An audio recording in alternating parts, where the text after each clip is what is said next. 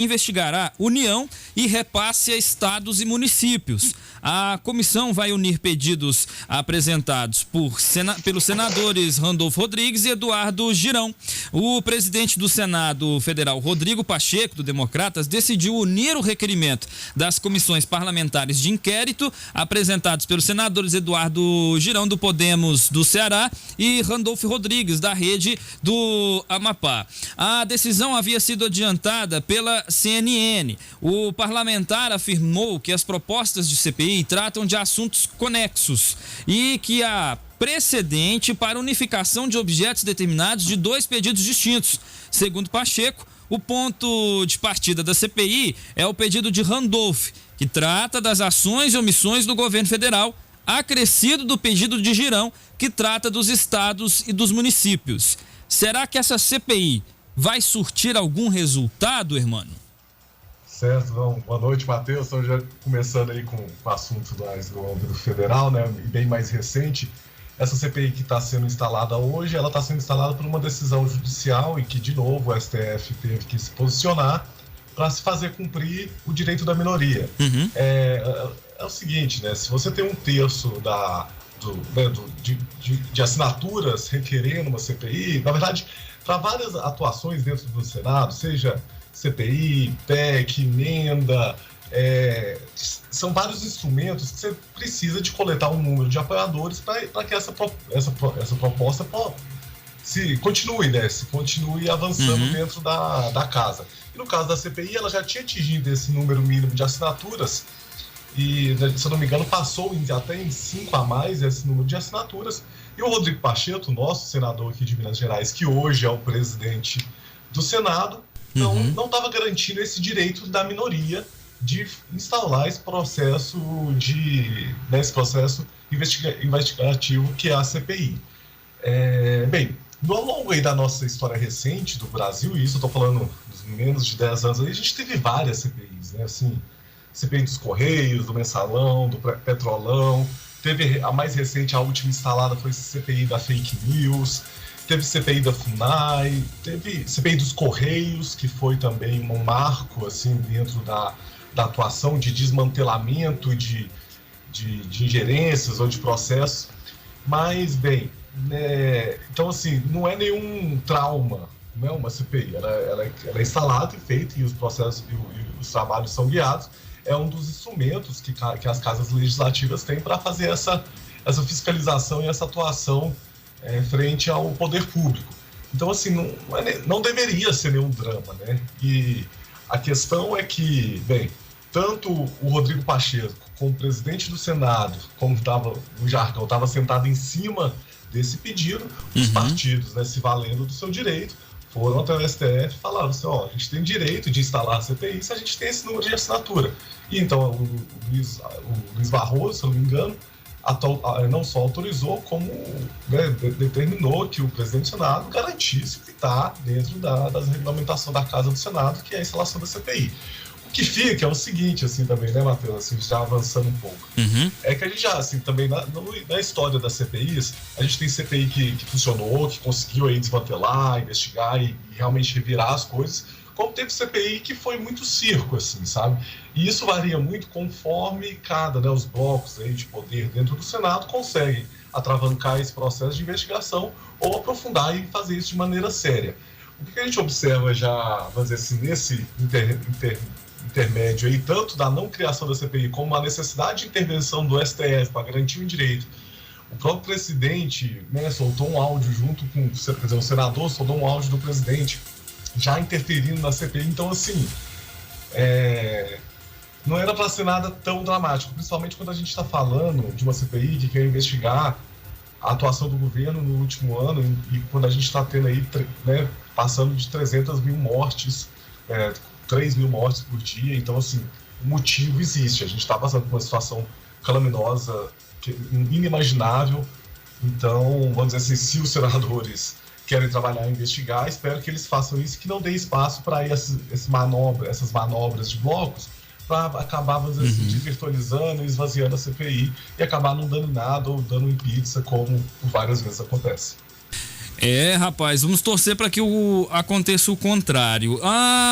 Ainda nesse assunto de pandemia da Covid-19, e que é um assunto que gera muita repercussão, na sua opinião, por que o prefeito ainda não exigiu que a empresa de transporte público da cidade coloque em operação mais ônibus em circulação, porque isso ajuda no combate à disseminação da Covid-19.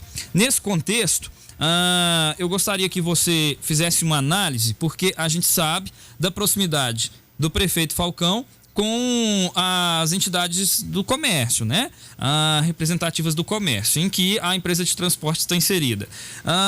Qual seria a sua análise? Por que o prefeito ainda não tomou essa atitude? Será medo da empresa quebrar, deixar os cidadãos na mão? É por um relacionamento próximo ao proprietário? Qual é a sua análise? Olha, Matheus, aqui quando eu trago críticas ou posicionamentos, principalmente aqui sobre a Prefeitura Municipal, eu não a faço para, vamos dizer assim, jogar para a plateia, né? Eu não gosto de fazer crítica infundada ou só falar mal. Então, assim, eu realmente eu não sei a relação pessoal, interpessoal ou até institucional que eles possam ter tido dentro das organizações comerciais, mas, assim, do ponto de vista econômico, quando a gente fala da empresa que é monopolista do transporte público na cidade, e a quem dá essa concessão é a Prefeitura. Normalmente essa concessão é feita por um período longo de tempo e com várias cláusulas, né? Mas, assim, conforme essa, né, mudanças, né, de contexto, de realidade se presencie, como no caso de uma pandemia, é possível que a Prefeitura e o poder público, através da Prefeitura, vá para, né, se tente entrar em acordo com essa empresa para... E aí, vamos dizer assim, a balança é exatamente essa, Matheus. É o prefeito que deveria olhar pela maioria do público, do povo, frente ao interesse privado de uma empresa que tem a concessão, mas que é de interesse privado, que existe uma lógica privada de funcionamento. Então, assim, a primeira opção sempre é um acordo, assim, um acordo de bom grado dos dois lados, né? Mas caso, como na maioria das vezes, é um interesse financeiro contra o interesse público, é necessário recorrer às esferas judiciais e aí tentar, né, com o poder de julgamento aí do juiz responsável, entender que a Prefeitura pode, sim, por exemplo, nesse caso de pandemia, exigir que não possa transportar passageiros em pé, por exemplo, dentro dos ônibus, sabe? Tem que aumentar, tem que dobrar o número de ônibus. E aí, de novo, assim, né, a gente passou por um período de lockdown, de fechar comércio, um período muito difícil para todo mundo. E o transporte público sempre foi, assim, claro que a gente precisaria de testes para saber onde que as pessoas estão se infectando.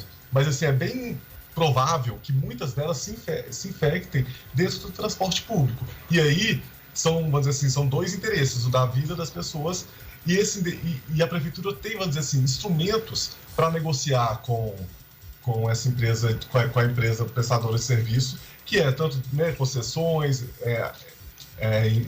acordos para, né, serem amortizados nos próximos anos, né, empréstimo, talvez entrar com veículos, entrar com parte da remuneração dos trabalhadores. Então, assim, dá para sentar e se negociar como poder público e interesse público pode, junto com a empresa que é a vencedora dessa concessão, adequar isso à atual situação. Mas, claro que isso, vamos dizer assim, requer tanto interesse, né, do prefeito de defender o interesse público, como também essa questão de ter que confrontar uma lógica de mercado, né, uma lógica de lucro da empresa, e ter que realmente balizar isso e se necessário, ir para a questão judiciária para ser ponderada. Hermano, a alta nos preços dos alimentos e principalmente dos itens da cesta básica, ela está relacionada ao fechamento das grandes cidades, onde principalmente acontece a produção desses alimentos, ou está relacionada com a má gerência do governo federal? Certo, Matheus. Assim, primeiro falar um pouco dos números, né? A gente teve os números recentes da inflação batendo recorde aí tanto no acumulado de 12 meses, como só desse ano. A inflação principalmente dos alimentos, então, assim, dos alimentos e dos combustíveis, que são boa parte, né, das pessoas, elas sempre têm que gastar dinheiro para se locomover de ônibus ou de carro para ir para o trabalho, e elas têm que comer, assim. Então, a gente passa... A gente acompanhou esse aumento da inflação no começo ali, muitos economistas colocavam como próprio resultado do auxílio emergencial, né, na época de R$600, que teria aí aquecido, isso há um ano atrás, aquecido esse mercado de alimentos, de consumo não duráveis, né, esses consumos que a gente consome de fato, e não, né, não estou falando de casa, carro, estou falando de roupa, de comida, de remédio, que a gente compra e consome, por causa do auxílio emergencial. O problema é que agora a gente está assim, na pior, né, parece que eu já falei isso em algum momento do ano passado, mas a gente está no pior cenário, porque a gente está batendo recorde de mortes, a gente está no pior momento da pandemia, de infecção. Talvez a gente tenha, espero eu, passado já por esse pior momento aqui em Paz, mas o país inteiro ainda está né, num alto nível de contágio, de mortes.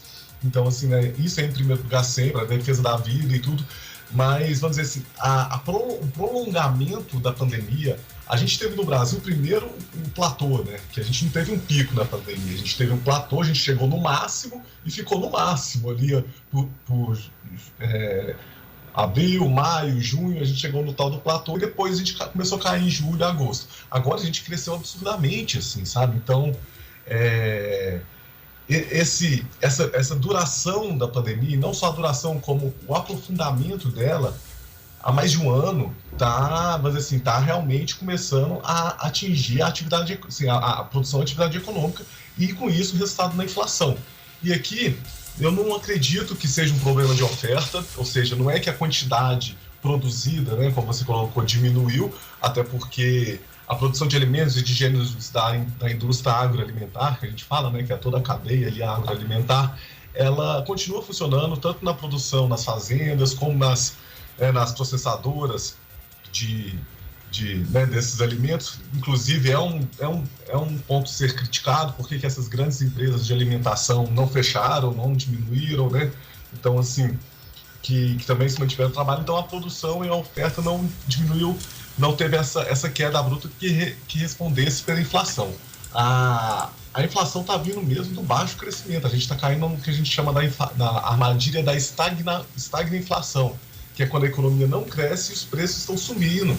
Então a gente não tem emprego, né? As pessoas estão sendo mandadas embora, não porque está fechado, não tem emprego e os itens básicos estão encarecendo. Então, assim, e isso está trazendo o Brasil para um lugar que a gente já tinha saído há mais de uma década, que é para o mapa da fome, né? As pessoas estão começando a passar fome, assim, passar necessidade. Tipo assim, existem vários níveis de fome, né? Tem gente que realmente não tem o que comer à noite, tem gente que não come mais proteína, tem gente que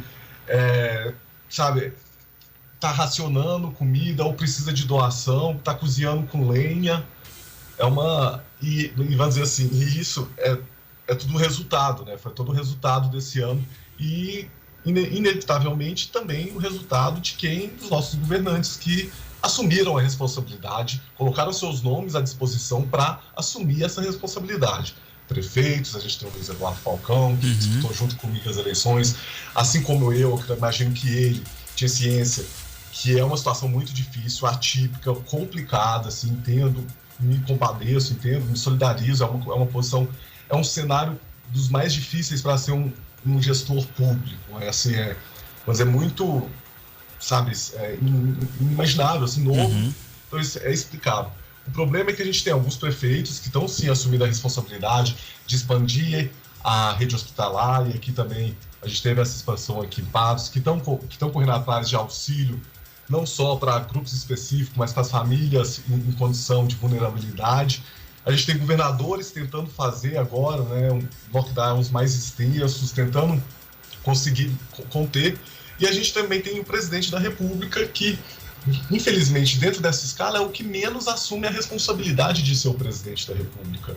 Ele, mais do que ninguém, ele é o responsável, então ele é responsável pelo resultado também, sabe? Ele, quando se candidatou, ele é o presidente, é a pessoa que mais deveria assumir. Só que, enfim, nesse último ano a gente assistiu desde colocar a culpa no STF, colocar a culpa nos governadores, colocar a culpa nos prefeitos, colocar a culpa na Câmara, no Senado, na Polícia Federal, enfim, não assumir essa responsabilidade. E isso nos gerou tanto esse platô, esse aumento, essa sustentação de números altos da pandemia na primeira fase, agora esse pico na segunda, um desemprego chegando a 14 milhões, quer dizer, nos piores momentos da crise de 2015, voltando para esses patamares, a inflação voltando a crescer, e vamos dizer, E o responsável, né, pela condução não é são dos prefeitos, dos governadores, mas também do presidente da República, que deixou, né, a desejar tanto a nível de combate à pandemia, né, com incentivo ao distanciamento, com tanto na compra das vacinas, né, esse atraso sufocante da gente ter que ir contando ano a ano para vacinar. Por que a gente não está vacinando de 5 em 5 anos, de 10 em 10 anos, sabe? A gente tinha capacidade para fazer isso. Então, assim, o atraso na compra das vacinas, e agora, para mim, assim, pelo menos do ponto de vista econômico, por causa de todos os desdobramentos que a gente tem na nossa economia, é oferecer um auxílio emergencial na média, R$250, Matheus.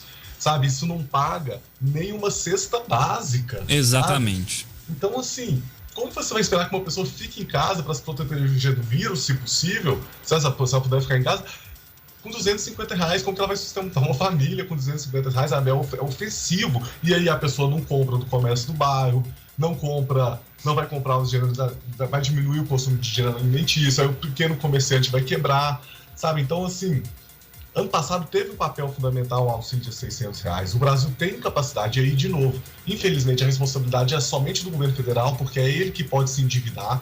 No Brasil, nas 3 níveis de governo, é só o governo federal que pode emitir dívida. No caso, para o orçamento desse ano, que ainda não foi aprovado também, que é alarmante, já está em abril, o orçamento desse ano ainda não foi aprovado, o governo prevê um déficit, e ele poderia, por exemplo, prever um déficit maior, incluir um auxílio maior emergencial para as pessoas, porque a gente merece, a gente paga esses impostos. Então, é muito questão de escolher para onde iria essa fatia. Poderia, por exemplo, tirar do financiamento de compras de tanque, de material militar, de submarino nuclear, financiamento que poderiam ter tirado, sim, da máquina pública. Eu estou citando o militar porque o orçamento do Ministério da Defesa foi o que teve o maior aumento nesse orçamento, sabe? Então, assim, realmente a gente está pagando um preço muito alto, assim, de vidas e de qualidade de vida e de emprego, pela falta de responsabilidade de quem deveria assumir toda essa bronca que está sendo a condução da pandemia. Hermano, eu confesso a você que eu estou um pouco surpreso deste site ter publicado esta matéria. Eu li ela há alguns minutos. Um site que era apoiador do prefeito e fez duras críticas à imprensa da cidade, mas agora, surpreendentemente, o site Pauta Independente traz a matéria: uma tragédia em 100 dias. Nos seus 100 primeiros dias de governo, o prefeito Luiz Eduardo Falcão, do Podemos, concedeu uma entrevista coletiva dizendo-se satisfeito com sua gestão. Porém, se compararmos Patos de Minas com outras cidades do mesmo porte, veremos que Patos de Minas foi um desastre no enfrentamento à Covid-19. Barbacena, Pouso Alegre e Poços de Caldas são cidades mineiras de porte semelhante a Patos de Minas. As cidades contam com cerca de 150 mil habitantes. Os dados epidemiológicos mostram que Patos de Minas tem um número de óbitos muito maior em relação a essas cidades. Fatores como a demora em criar um comitê de enfrentamento à Covid, sem a presença de médicos para planejar ações de tratamento, podem ter contribuído com o alto índice de óbitos dos patenses. É importante salientar que Patos de Minas sempre priorizou medidas extremas de isolamento social, bem como o negligenciamento do tratamento precoce. A prefeitura fechou a extensão da unidade de saúde na unidade de pronto atendimento UPA exclusiva para a Covid-19 e concentrou os atendimentos no hospital de campanha. O hospital de campanha não tinha diretor clínico responsável. Na época, o ex-secretário de Saúde de Minas Gerais alertou para o perigo da medida. Hoje, dia 13 de abril de 2021, Patos de Minas conta com um total de 381 óbitos, Barbacena, 140 óbitos, Pouso Alegre, 225 óbitos e Poços de Caldas, com 199 óbitos. Os números evidenciam que Patos de Minas, mesmo com condições sanitárias semelhantes, não acompanha outras cidades no que diz respeito ao tratamento e combate à Covid-19. No atual cenário de instabilidade econômica e estigmação do tratamento precoce, medidas mascaradas são, no mínimo, desrespeitosas. Todas as nuances da administração patense mostram fracasso no que diz respeito a salvar vidas. Prova disso são os municípios de população semelhante e a quantidade de óbitos reduzidos a quase 50% em relação a Patos de Minas. A matéria não cita, mas aqui também deve ser levado em consideração, mesmo local do hospital de campanha, estava acontecendo o atendimento da clínica de especialidades. A clínica de especialidades tem atendimentos lá de diversas especialidades, por isso o nome que a clínica tem consigo já justifica o motivo dela estar funcionando. Aí, assim que o prefeito assumiu, a clínica estava em uma estrutura no bairro Nova Floresta, retornou ali para a estrutura do Centro Clínico do Unipan. A movimentação de pessoas para fazer consultas na clínica de especialidades é grande. A movimentação de pessoas que estavam com suspeita com a Covid-19, grande. Mesmo prédio, a gente pode considerar mesmo espaço. Não no mesmo local onde o atendimento era feito, mas no segundo piso, clínica de especialidades. Primeiro piso, atendimento a pacientes com Covid-19 no hospital de campanha. Aí, a clínica de especialidades passou lá para a antiga UPA da Marabá para os atendimentos serem feitos lá. Mas aí, o número de casos já estava muito elevado. Você acha que também isso contribuiu para que as pessoas se contaminassem com a doença? Bem, Matheus, primeiro, muitas questões aí, né? Primeiro sobre a matéria do jornal, desse veículo aí, pauta independente. Bem, assim, a gente fica perdido um pouco, assim, quando tem autor, não tem muito embasamento nas questões, e fazer comparação de cidades é sempre muito arriscado. Assim, alguns pontos que eu acho que é sempre bom a gente salientar, que é a questão sobre o tratamento precoce, assim, mais uma vez, depois de um ano, apesar, né, de já ter todas as posicionamentos indicativos de que não faz muita diferença você tomar ou não os remédios, tem disponível, e o próprio Luiz Eduardo já deixou bem claro que tem disponível cloroquina, azitromicina, ivermectina em todos os lugares. Inclusive o governo federal utilizou-se de laboratórios do Exército para produzir cloroquina. Então, assim, cloroquina tem a sobra, sabe? E o pessoal que fez propaganda desse charlatanismo, assim, tipo, chegou em muita gente. Então, quem quiser tomar vai ter acesso a esses remédios.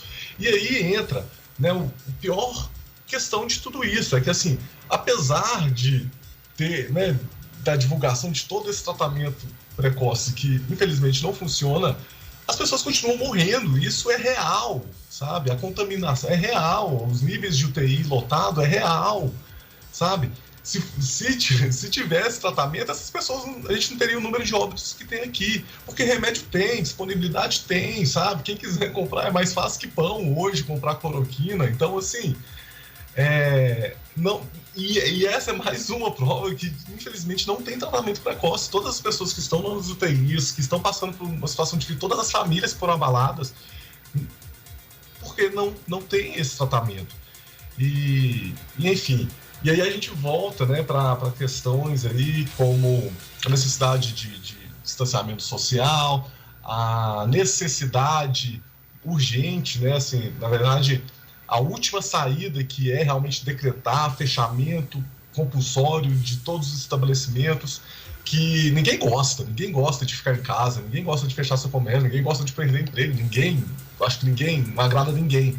Mas é o que é feito nos últimos casos, né? Quando a gente está com as UTIs lotadas e as pessoas morrendo, a gente tem que fazer isso, né? E, assim, é uma solução que seria muito bom se tivesse outras, né? Na verdade, que tanto a prefeitura como o estado e, porventura, um governo federal responsável tivesse políticas de distanciamento social e isolamento discutidas e eficientes para que a gente conseguisse manter um certo nível de atividade econômica, de circulação. E aí passava com certeza pelo ponto da nossa primeira pergunta lá, que é do transporte público, passaria por várias questões que poderiam ser utilizadas. Quando a gente está com as UTIs lotadas, o nível de infecção alto, a gente tem que tomar medidas mais rígidas, porque senão as pessoas vão começar a morrer na rua. Então, assim, Mas só para terminar essa matéria que você leu aí sobre os 100 dias, assim, o Luiz Eduardo, ele assumiu, né, começou esses 100 dias de governo um pouco antes de piorar tudo, né, assim, aqui em Patos piorou ali pela volta da terceira semana de janeiro. Então, assim, ele, claro, ele não é só ele responsável, mas ele teve 3 semanas em que 2 semanas antes de fechar tudo, ele tá falando de abrir escolas, sabe? Então, assim, a gente já tinha ocorrido a tragédia de Manaus, existiam muitos cientistas falando que não era o momento de relaxar, que estava vindo uma segunda onda, e enfim, e a gente teve esse aumento vertiginoso dos números de casos, aumento da internação, os leitos de UTI chegando à capacidade máxima, tratamento precoce aí disponível, usando, e o pessoal continuando lotando o UTI. Então teve que tomar decisões difíceis, assim, como eu falei, é um momento de decisões difíceis e de decisões corajosas, assim, sabe? A covardia seria ele colocar a culpa em alguém, ele não assumir essa responsabilidade, terceirizar a culpa, falar que não pode fazer nada, ou pior, né, incentivar as pessoas a saírem de casa e continuarem aglomerando para continuar morrendo. Então, assim, é um momento difícil e, a meu ver, acredito que ele poderia ter tomado essas decisões antes. A gente poderia ter feito um lockdown antes de piorar, né? Existe, citando aqui o Criolo, eu acho que a gente não precisa de sofrer para ver Deus. Eu acho que a gente poderia ter ouvido, né, os especialistas e ter sido mais prevenidos, assim, e ter evitado, né, que a gente chegasse a números de mortes alarmantes, como realmente essa matéria colocou. Patos tem né, na proporção por 100 mil habitantes, quase que o dobro de mortes que o Brasil e que Minas. Então, assim, morrer 10 pessoas aqui em Patos, né, que a gente tem aqui 150 mil habitantes, se pegar a área toda, aí 400, 500 mil pessoas, é como se no Brasil tivesse morrendo 10 mil pessoas por dia, assim, sabe? 8 mil pessoas por dia. A gente tá morrendo 3, é muito, mas entende que a proporção de 10 pessoas morrer aqui em Patos é muito, tipo assim, é assustador, sabe? E isso, inclusive, repercute no tanto de gente que a gente conhece, que tá mal, gente que infelizmente não conseguiu passar por essa, sabe? Então, por causa disso, sabe? E não tem tratamento precoce que ajude, que faça milagre, não tem vamos dizer assim, discurso, não tem a gente realmente tem que assumir essa bronca e não só os prefeitos, a gente, né? Todas as pessoas na sua conscientização, de ficar em casa o máximo possível, de tomar os cuidados sempre. Então, assim, a gente também tem uma parcela nessa crise, tanto sanitária como econômica, que a gente está passando. Eu tenho aqui a participação do ouvinte pelo nosso WhatsApp. Eu peço para que o ouvinte, hoje, somente hoje a gente está com um problema no telefone fixo de todas as emissoras. Há uma pane no sistema de telefonia fixa, no serviço de telefonia fixa que a empresa responsável fornece para a gente, e por isso estritamente hoje o ouvinte participa pelo WhatsApp. Não é porque o Matheus não quer colocar o povo no ar. Não tem nada disso, gente. Você pode ligar, você vai ver que não vai chamar. Tá uma situação, você pode ligar aqui que o telefone não vai chamar. Você pode ficar à vontade, ele tá liberado aqui. Não vai chamar porque tá com esse problema na telefonia fixa. O Roberto Queiroz tá aqui participando, discordando de algumas posições suas, irmão. Ô Matheus, boa noite. Te ouvindo, cara, mas eu não concordo com esse cara, não. Muita coisa que ele falou, tô falando sinceramente. A pessoa tem que conhecer, cara. A pessoa tem que viajar. Você sabe por que os Estados Unidos é grande? Porque tem militar. Investiram bastante na proteção do país, da soberania nacional. Você não pode tirar da soberania nacional para aplicar em outras coisas. E hoje, se o Brasil, tomara que não aconteça, tivesse qualquer coisa na nossa região aqui, o Brasil é o menos equipado. E isso fala um cara que esteve lá dentro e participou de muita coisa da soberania nacional. Entendeu? Então deveria repensar um pouquinho, cara, sinceramente. O nosso país está dessa forma porque politizar a coisa demais. Vamos esquecer política e pensar no Brasil. O que mais tem é gente entendido no Brasil, mas ninguém dá a solução no que precisa, sabe? É complicado. E tá aí um motivo, cara. Aí chega uma população que não sabe eleger os seus representantes, mal informada, e o cara fala, ó, sinceramente, eu não dou conta, cara. E olha, Matheus, não sou eleitor de Bolsonaro e não sou eleitor de Lula, que pra mim, se misturar os dois, a maior poluição mundial que existe, viu? E aí ele segue aqui dizendo: uma morte é muito, mas achar que o Brasil é um país pequeno é demais. Muitas mortes foram com paliativos. Está dizendo aqui o Roberto Queiroz. Hermano, com você. Opa, Roberto Queiroz, bem, assim, obrigado pelo posicionamento. Eu acho que realmente, assim, né, graças a Deus a gente vive numa democracia, a gente está aqui realmente não é para concordar com tudo, não. Quando eu falei, assim, sobre... primeiro, assim, eu tenho uma marca feliz na minha vida aí, eu conheço mais de 30 países que eu estive viajando tanto a trabalho para apresentar em congresso científico, em trabalho durante o meu mestrado, durante o doutorado, como também minha irmã que mora fora. Então, assim, eu também te confesso que sou extremamente nacionalista, assim, sabe? Eu tenho orgulho de ser brasileiro, orgulho do povo brasileiro, orgulho de todas as nossas riquezas. E quando eu falo quando eu citei na questão do orçamento, eu fui, assim, bem direto, assim, ó. O orçamento, a fatia do bolo que mais cresceu do ano passado para esse foi o Ministério da Defesa. E aqui, de novo, eu não tenho nada contra o Exército, né, o poder militar, assim, a gente infelizmente precisa disso, só para relembrar o nosso memorável Enéas, ex-candidato a presidente da República, que inclusive era proposta de governo construir a bomba atômica. Assim, apesar de ser nacionalista, eu sou um pouco mais da área, assim, mais pacifista. Eu acho que o mundo, assim, já evoluiu e espero eu, evolua cada vez mais para que seja cada vez menos necessários forças militares dos países, né, entrar em conflito e tudo mais, até porque nessa escala aí de força bélica, eu concordo com você, o Brasil está muito atrás, tá atrás de todos os parâmetros, né, de defesa necessária, assim, número de submarino por metro quadrado, de avião comandando o espaço aéreo por espaço aéreo e tudo. Assim, eu sei disso, eu sei um pouco disso também, porque no meu doutorado eu era vizinho ali do doutorado de estudos geográficos e estratégicos, que é um pessoal que estuda exatamente as Forças Armadas, os números das Forças Armadas e tudo mais. A questão, assim, e aqui também eu vou fazer mais um parênteses e lembrar que as Forças Armadas estão cumprindo um papel que lhes é de dever, né, no transporte, por exemplo, nos cilindros de oxigênio para Manaus, em algumas situações de risco. Então, existe o trabalho, eu acho, assim, meritoso das Forças Armadas e tudo mais. O que mais me assusta é, assim, o Brasil viveu um período de 35 anos de ditadura militar em que a gente não podia discordar, né? Eu não poderia falar que o ministro da Defesa estava recebendo muito dinheiro dos meus impostos, sabe? Eu não tinha direito de estar falando isso. A gente não tinha direito de conversar. Então, assim, até porque os militares, e aqui, né, eu conheço, tenho membros da família militar, assim, e são pessoas, né, que eu respeito muito, tenho muita admiração. Confesso que quase tive um pezinho para entrar, assim, na carreira militar, acho que poderia ter dado certo.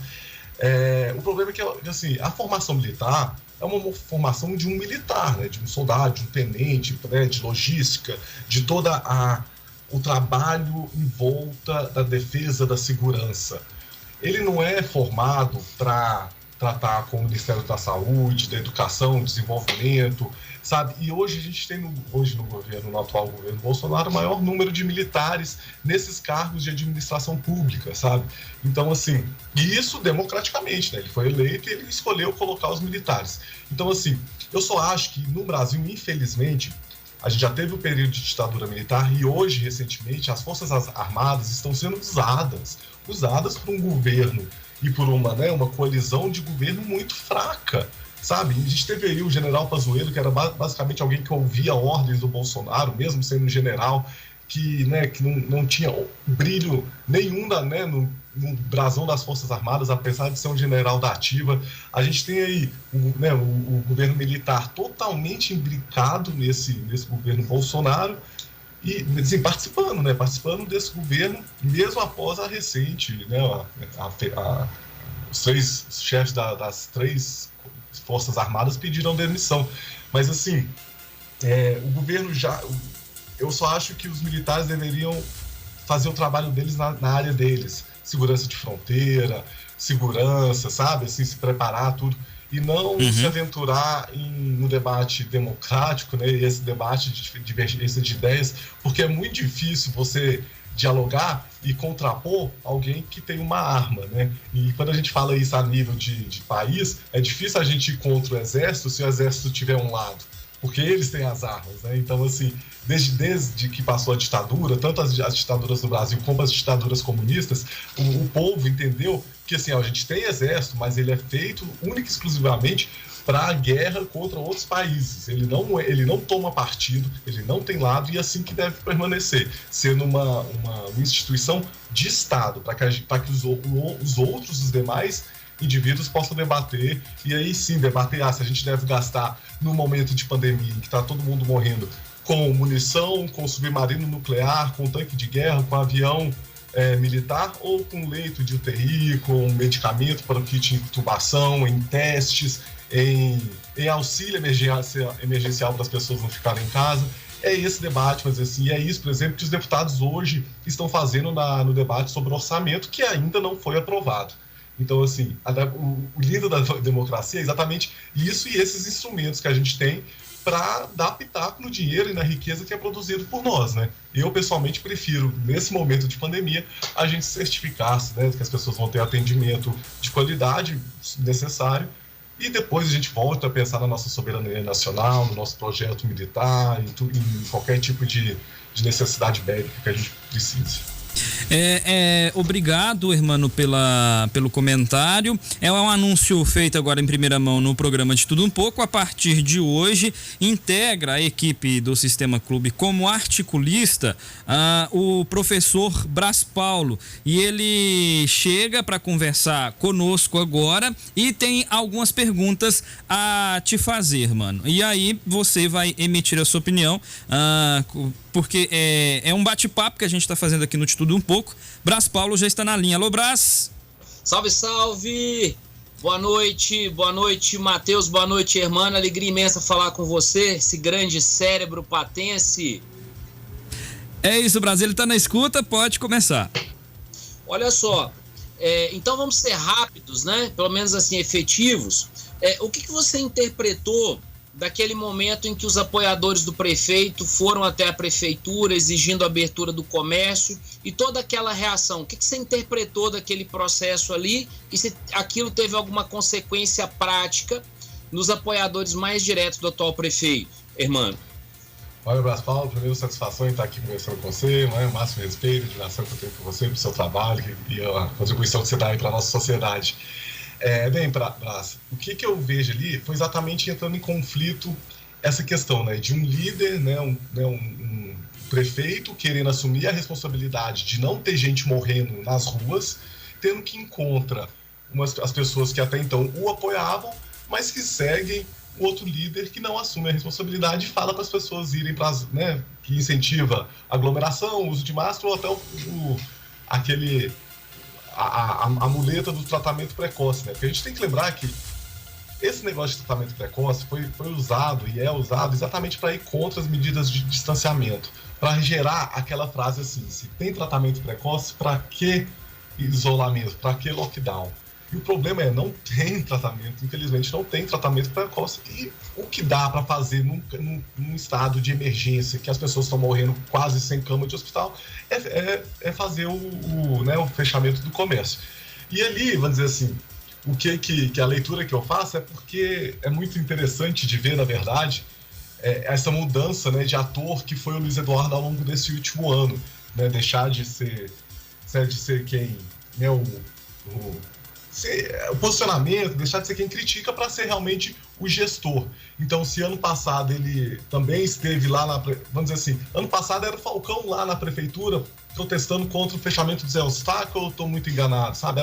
Eu lembro disso, ele já estava em pré-campanha e já estava jogando assim para a plateia e viu ali uma oportunidade de fazer, né, de aumentar seu ciclo, aumentar sua influência e capitanear essa onda de ser contra o lockdown. Agora que ele assume a responsabilidade, ele, infelizmente, imagino eu, que ele estava ali com apoiadores, né, que estavam articulados por ele ano passado contra o fechamento. Então, assim, eu de fora assisto isso como, quer dizer, é a contradição dessa, né, desse jogo de interesses que foi durante a eleição. Se aliar a um determinado posicionamento, a uma determinada onda de apoiadores, para, né, para angariar os votos e os apoios deles, mas, vamos dizer assim, ou não sabendo, né, na inocência de achar que quando assumisse a prefeitura não precisasse de tomar essas medidas, ou então, né, ou apenas no interesse realmente de trazer esse pessoal para o voto, para conquistar esses votos. Então, assim, deve ter sido difícil para ele, imagina a posição dele, porque ele estava contrariando quem ele incentivou, né? Se ano passado ele incentivava protestar contra as medidas de isolamento, ele ganhou as eleições com a ajuda dessa associação e dessas pessoas, e agora ele tem que contrariar os seus próprios eleitores, né? E assim, mas aqui vamos deixar a ressalva, né? Graças a Deus que ele resolveu contrariar essa turma, porque a situação estava calaminosa e realmente foi ele ter que assumir a responsabilidade da posição contra aquele que não assume a responsabilidade e fica incentivando as pessoas a protestarem contra quem a faz. A realidade se impôs? Se impôs de maneira... Eu acho que vai se impor ainda, Brás Paula. É um começo, né? São só os primeiros 100 dias de mandato. Eu acho que tem muito ainda para evoluir. Eu acho que ainda vamos ter muitos outros desafios, né? A gente está aí o orçamento para o próximo ano. Hoje a gente vê muitas declarações de falar do orçamento do ano passado, que não sobrou dinheiro. Para o ano que vem ele que vai ter que decidir o orçamento, e aí se não tiver restituição para o ano que vem da arrecadação igual teve do ano passado, vai ser mais complicado ainda. E como eu falei para ele ali no debate, dias antes da eleição, ele não vai poder ficar culpando o Zé Eustáquio antes, culpando a Câmara, culpando assim, quem quer que seja. Assim como eu, como você, aqueles que se candidataram porque queriam assumir a responsabilidade, e tanto as glórias como as desonras de tomar más decisões aí durante a gestão.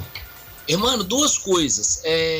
Os rumores que vieram até nós da questão da Secretaria de Educação foi que estaria ali acontecendo ingerência de pessoas próximas ao prefeito, e que a secretária Fabiana ela optou por sair para não ter que ferir o que ela considerava o eticamente correto. E um outro aspecto é qual a visão que você tem da Câmara Municipal hoje, quando a gente tem é visível perceber que nós ainda temos uma fratura do modelo que foi feito para que se conseguisse a presidência hoje, né, do Ezequiel. Qual a leitura desses dois ambientes? A Secretaria da Educação, tudo aquilo que aconteceu até o momento presente, e a própria Câmara Municipal. Assim, Brás, o que eu acompanhei pela questão da Secretaria de Educação, na verdade o que mais me assustou foi aquele ensaio sobre volta às aulas em momentos que que o nível de contágio estava crescendo e crescendo muito. Então, assim, felizmente voltou atrás, até porque não tinha cabimento nenhum.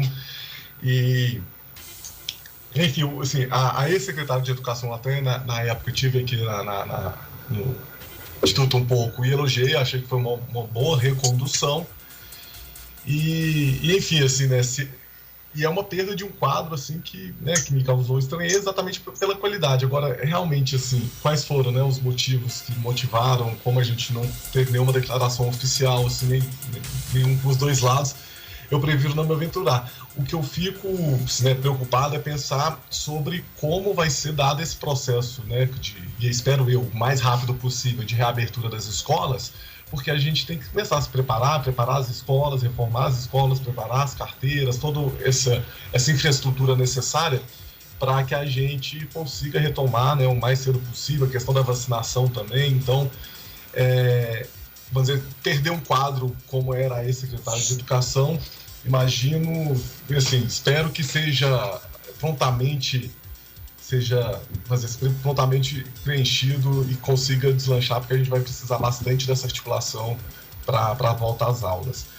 Quanto ao segundo ponto, sobre a Câmara, o que eu vejo assim, até agora, em abril, me parece muito, pelo acompanhamento das sessões, pelos debates, que parece que ainda está em período de acomodação, assim, realmente, quem vai se funcionar com o quê, assim, sabe?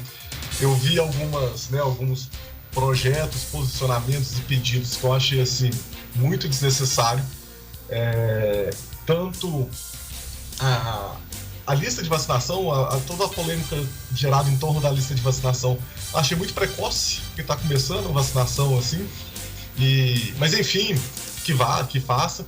Teve, a meu ver, alguns papelões, assim, de criação de conselho de saúde para dar opinião em que vai ser receitado. Eu não entendi exatamente, espero que não avance. Teve alguns outros projetos de vistas, assim, que, enfim, mas me parece que está em muito processo de acomodação. O que eu penso é que, assim, está começando a chegar a hora das coisas andarem mais rápido, de maneira mais eficiente, porque a gente está precisando, dependendo de muito disso, para voltar a essa normalidade, assim. Então, o que eu vejo, assim, é que ainda existem várias peças a serem encaixadas ali na Câmara, como esses blocos vão se compor. Eu só espero que esse posicionamento seja claro e seja produtivo o mais rápido possível, porque... Mano, você entende que o prefeito tem alguma oposição hoje, nesse período dos 100 dias, teve alguma oposição a qualquer medida que ele tomou pela Câmara? Não, nada que realmente trave, assim, nada que realmente impossibilitava. Teve algumas vistas, assim, de projetos que eu achei até pertinente serem discutidos de maneira mais profunda, mas nada que travasse, né? Nada que de fato... eu acompanhei boa parte das sessões, nada que tivesse, vamos dizer assim, que fosse, que travasse a administração. Verdade. E para a gente já encaminhar aqui para uma conclusão, você já tocou na questão das irregularidades da vacinação, embora existem as denúncias, isso é só para deixar claro. Várias pessoas denunciaram que, possivelmente, pessoas que não estavam, de fato, na linha de frente haveriam já tomado, inclusive, as 2 doses de vacina. Se é verdade ou não, papel da Câmara fazer essa investigação. E, finalmente, nós tivemos aquele ato, não sei se é um ato falho, como diria minha avó, essa manota, de pedir o São Lucas e depois falar não quero mais não, pediu o casamento e devolveu a noiva. O que aconteceu ali? Você acompanhou esse caso, irmão? Acompanhei, Vilas Paulo, e falar a verdade, eu não entendi nada, assim, sabe? Eu não entendi qual que era a ideia, qual que era, sabe, a proposta, o projeto, e também não entendi o desfecho, sabe? Pedir uma intervenção sem saber a real situação, chegar lá e não ter nada de novo, não mudar nada, sabe? E depois abrir mão, foi assim... aquele negócio, né? Umas escorregadas que eu acho que só pode ser explicado pela realmente esses primeiros contatos. O negócio é que inventar, assim, demais, quando não se tem muito conhecimento das coisas, é muito arriscado. Então, sabe o que um colega meu fala, irmão? Oi? Sabe o que um colega meu fala com muita propriedade? Que às vezes está faltando um pouquinho de cabeça branca ali naquele grupo. É uma galera jovem, bacana, mas é um pessoal muito afoito, né? Talvez precise de algumas pessoas que tenham ali a experiência com o que é público, justamente para que eventos dessa forma não aconteçam, né? Porque você vê que aconteceu o caminho inverso. Eu não quis o São Lucas, ao mesmo tempo já teve a secretária que fazer uma defesa veemente do São Lucas para não perder a nefrologia para uma clínica nova. Ou seja, o mesmo hospital ele não serve para o município, mas ao mesmo tempo o município foi, inclusive a Câmara Municipal, foi à Justiça para dizer, olha, nós não podemos ficar sem o São Lucas para atender o município e a região com relação aqui, né, ao tratamento de hemodiálise. Eu achei que foi um movimento muito próximo e ao mesmo tempo contraditório quando você imagina, eu particularmente imaginava, né, que o município iria acatar imediatamente aquilo que a Justiça colocou, e acho que o município fez certo. Eu não tenho problema nenhum em concordar quando eu entendo que o prefeito fez certo. Ele correu um imenso risco de ficar sem nada, de ter algum problema com esse novo empreendedor e de repente o outro antigo não ter estrutura para manter o serviço e não ter nenhum e nem outro num prazo muito curto. Pois é. Eu acho assim, foi um pouco que eu falei durante a campanha, assim, um pouco é que na mudança a gente tem que ter cuidado para mudar para pior, né? Então, assim, existiu aí também ali sobre o Matheus até citou, a mudança do atendimento da clínica de especialidades para ser junto com o hospital de campanha. Então, assim, a gente tem que ficar atento quando a gente vai mudar as coisas para não piorar, sabe? Verdade. Eu acho que esse é o primeiro ponto, assim, porque para depois melhorar.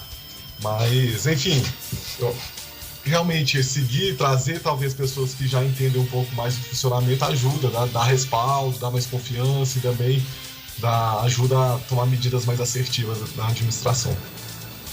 O Brasil, eu tenho algumas participações aqui de ouvinte que está sintonizado aqui na Rádio Clube 98. Eu vou registrar aqui a participação do Antônio. O Antônio diz o seguinte: Hermano, aqui é o Antônio. O prefeito meteu o pau na velha política, nos coronéis e outras coisas mais. Só que agora ele está fazendo muito pior do que fazia a velha política. E inchou a prefeitura com vários coronéis, inclusive gente de fora. O que você está achando disso? Por favor, seja mais objetivo, está dizendo aqui o Antônio. Beleza, Antônio, desculpa, tem hora que eu sou meio prolixo mesmo, assim, me estendo demais. Mas eu acho que é bem isso, né? Foi a ideia de se vender o novo, né? E muitas das vezes não conhecer a administração e vender como se pudesse fazer uma revolução ali dentro. E quando a gente observa, principalmente ali nas primeiras nomeações ao longo dos primeiros meses, é que a turma que trabalhou junto com ele na eleição veio para dentro do governo. O que, assim, vamos dizer, é muito assim que acontece, né? As pessoas trazem pessoas de confiança para trabalhar junto. O negócio é quando você alardeia que vai fazer muito diferente das duas umas. Ou você não conhece, ou você está mentindo. Ou você está realmente ludibriando as pessoas, porque você vai, de qualquer forma, entregar os cargos para quem precisar, pelo apoio de determinado partido, para ter determinada força na Câmara. Ou você está mentindo e já sabe que vai fazer isso, ou você não sabe do que ele está falando. Então, assim, todo governo fala que vai fazer choque de gestão e também não teve essa reforma administrativa, ainda tá para ser encaminhado. Então, eu não sei se por desconhecimento ou se por interesse político mesmo, né? Porque o novo, né, mesmo tendo trabalhado ali para eleger Paulo Pedro Lucas, junto com o pessoal da Arlindo, já ter tido as suas relações políticas antes, ele vendeu muito essa questão, mas quando vai para a prática mesmo, como o Braz falou, que o choque de realidade se faz. O negócio é ficar tentando vender como diferente quando continuam fazendo o mesmo. O que eu percebo é que, assim, infelizmente, boa parte, né, assim, das indicações, das posições foram tomadas por interesse político, o que faz parte do jogo, porque porque ele dependeu dessas pessoas para se eleger. Se fosse talvez uma proposta mais orgânica de pessoas técnicas que compuseram antes com ele, eu acho que seria mais natural. Mas é isso, né? Se propagandeou muito, mas quando chega o choque de realidade é bem forte. O Roberto Carlos está participando conosco também. Hermano, parabéns pela entrevista. O senhor prefeito inchou a prefeitura com todos os candidatos derrotados na campanha. Você concorda com isso? Isso que é a nova política? É a participação que do Roberto Carlos. Então, o Matheus, quer dizer, o Roberto Carlos, quando eu participei da campanha, eu já fui bem avisando, assim, não tem dinheiro para ajudar ninguém na campanha, mas também quando eu for eleito, não vou dever para ninguém. O que se percebe é que, na verdade, muitos candidatos precisaram de realmente lotear cargos, assim, para as pessoas que apoiaram na campanha, que trabalharam de graça na campanha. E se faz isso, né, assim, faz isso com uma naturalidade de quem não, vou dizer assim, não tem muito apreço pela questão técnica e de produtividade. E aí entra um ponto mais importante. Quando você não é livre durante a campanha, provavelmente sua gestão também vai ser amarrada. Então, assim, né, Agora é a hora de pagar, seja com favores, seja com posicionamentos, quem apoiou ele durante a campanha. Tem mais participação, Vanderlei. Matheus, boa noite, aqui é o Vanderlei. Esse Brás Paulo é nota 10, o Hermano é 9, mas vai chegar rapidinho a nota 10, viu? O Vanderlei tá aqui participando conosco também. E essa última fala do Hermano é interessante a gente ressaltar, porque eu me recordo que foi um ponto de muita crítica, e lá ali no finalzinho da campanha, ali em meados do dia 11 de novembro, dia 10, por ali, a gente viu muito nas redes sociais a frase de que as pessoas que estavam na rua eram voluntários na campanha dele. Mas grande maioria tá lá empregado na prefeitura, o que irrita. E aqui, e vem com aquele papinho, não sei o quê, fazendo oposição, nada disso. É a hipocrisia sendo escancarada. Critica durante a campanha, engana o povo e chega lá na prefeitura. É igual o Zé Eustáquio tava falando ontem aqui pra mim. Quando não é a vidraça, é fácil ser o estilingue, porque você pode atirar o tanto de pedra que você quiser. Agora, quando você é a vidraça é diferente, aí o discurso muda.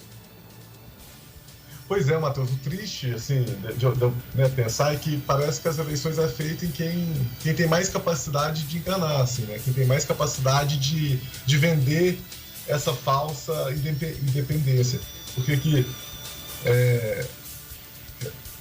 quando você entra aqui, acabei de abrir aqui as despesas do Falcão durante a campanha, a maior rúbrica dele é exatamente despesa com pessoal, 75 mil, sabe? Isso aqui foi 45 dias de campanha, então teve muita gente que recebeu para trabalhar ali na campanha dele, e já durante a campanha, e também aqueles que recebem, né, agora como cargos, como foram apoiadores, vão à prefeitura. A questão é assim, eu penso o seguinte, até para responder um pouco a pergunta anterior, não tem problema uma pessoa que caminha junto, que constrói junto a proposta de governo, tá dentro da prefeitura, se ela tiver uma área que ela atua, que ela tem conhecimento, que ela tem por que contribuir. Eu acho que é natural, se a pessoa é um médico, tá ali em algum lugar na Secretaria de Saúde, o engenheiro da Secretaria de Obras, diretoria de obras, tem alguém que tem conhecimento sobre aquela coisa e que normalmente até trabalhou antes, quando fez um plano de governo, por ter o conhecimento que tinha, falou assim, dá pra gente fazer isso aqui, porque eu sei disso aqui. Então, assim, o problema é quando você pega a pessoa que não, né, assim, que tem outras qualificações, tem outras capacidades, e coloca ela numa atividade que não tem muita relação, sabe? Como explicar isso? E aí, a gente tem que lembrar que a prefeitura não é uma empresa que você põe porque você é o chefe e doa quem doer, sabe? Aqui a prefeitura é uma empresa pública, assim, né? Todo mundo vai dar opinião porque é o dinheiro de todo mundo que tá indo pra lá. Então, assim, se você vai indicar alguém que não condiz com as capacidades técnicas dela para algum determinado posto, você vai ouvir crítica e vai dar abertura para falar que estão sendo indicações políticas sem cunho técnico para exercer aquela posição e vai prejudicar as pessoas que dependem daquele serviço.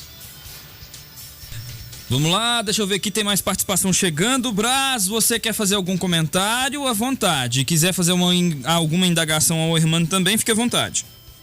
Hermano, não, a minha participação seria basicamente esses tópicos e eu quero deixar, na verdade, uma provocação. Você que hoje é uma liderança política, é preciso que os grupos conversem. Hoje, Patos de Minas vive de migalhas legislativas, nós vivemos a reboque de caridade regional e se o individualismo prevalecer, assim continuará. E aí, cada vez mais, nós perderemos o protagonismo regional que tanto caracterizou essa cidade ao longo das décadas. Então eu espero que, como liderança, você ajude a construir realmente alguma fortaleza a nível regional para que nós possamos, a partir não só do ano que vem, que é um ano eleitoral e muitas pessoas já estão aí se movimentando, mas se não houver uma conscientização, alguma coisa na linha de perceber que, indiferente se é nova, velha, essa retórica de política que, na verdade, é apenas uma... Na verdade, é um arroz requentado. Você que é um estudioso da área, muito mais que eu, você sabe disso. Quando você fala que é a nova política, na verdade, é o arroz requentado com uma cara nova. Talvez um arroz à grega, como se falava quando eu era menino, né? Põe um uva passa, taca no forno e traz de dentro para fora, fingindo que é prato nobre, mas não é o mesmo prato servido sempre. De toda sorte, Patos tem perdido muito com a falta de representatividade, e eu deixo aí como uma provocação a sua pessoa, seu grupo, para que a cidade e região consiga pensar para além simplesmente de grupos partidários. Grande abraço, sempre um privilégio ouvir as suas palavras e o seu conhecimento. Abraço, Matheus, abraço, hermano. Obrigado, Braz, muita satisfação, né? Enfim, muito lisonjeado aí pelos seus comentários. Assim, eu realmente venho participando mais do debate público de Patos, desde a eleição, porque acreditar que posso contribuir. Assim, eu fui formado com dinheiro público, então não tem essa coisa comigo de querer devolver pelo menos um pouco do conhecimento que foi me dado, né, pela educação pública superior no Brasil, devolver um pouco aqui para a Paz, para a região, e pode ter tranquilidade, assim, o que for da minha parte, eu acho que a gente tem que construir pontes entre todos nós, a gente tem que voltar a debater de maneira virtuosa, nada, assim, muito desse novo, né, não sei se o Braz está ouvindo, mas muito do novo vem para colocar esse véu, né, como você falou, para requentar, assim, e a gente tem que, e também para demonizar o velho, né, o antigo, ultrapassado, em vez de tomar a decisão madura, que é falar e sentar assim, ó, o que está acontecendo, o que dá para errado, o que está errado, o que dá para fazer, como que a gente vai fazer, quais são os valores que nos unem, sabe? Quais são as necessidades, as demandas, o que a gente quer como sociedade, quais são as, sabe? Voltar a entender que o debate político ele é virtuoso e é assim que a gente vai evoluir.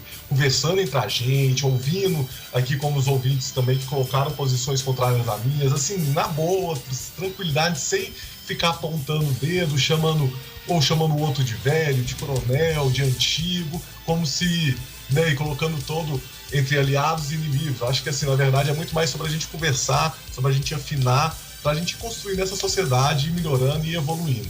E eu sempre estou aqui à disposição, seja para você, Braz, seja para o Matheus, para a Rádio Clube, para a gente estar contribuindo para o debate, trazer ideias, tanto no campo da economia, política, hoje até nível de relações internacionais e de defesa. Antes dos senhores passarem, tem aqui uma participação do ouvinte. O Luiz Henrique diz o seguinte: Braz, você fala tanto em fazer candidatos de Patos, você apoiou qual candidato a deputado?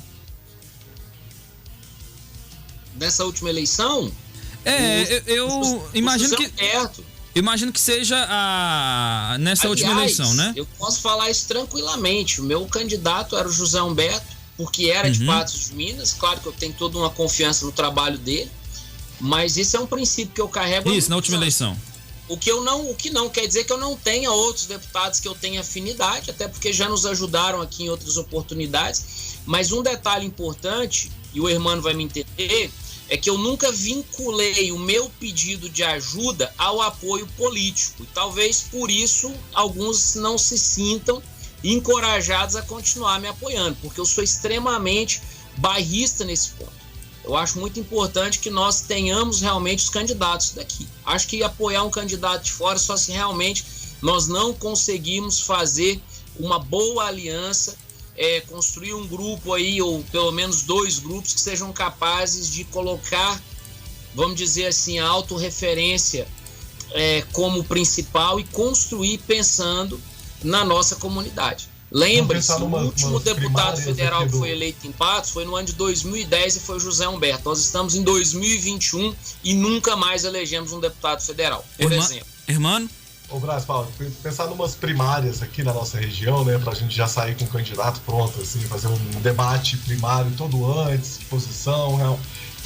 Eu acho inclusive, que é muito debate. Uma coisa que eu acho que você poderia ser um parceiro fundamental nosso, uma das coisas que eu tenho hoje a oportunidade de estar aqui na Clube, para mim é fantástico, é que a gente vá para além das questões partidárias e trabalhe ideias. Quando a gente diz assim, podemos fazer um fórum permanente, podemos fazer painéis, podemos trazer debatedores, aqueles que se pretendem candidatos já poderiam ir colocando o que são as suas ideias e não quanto eles têm para a campanha, porque alguém já me procurou dizendo, eu tenho X. Eu falei, moço, não é isso, não se trata disso.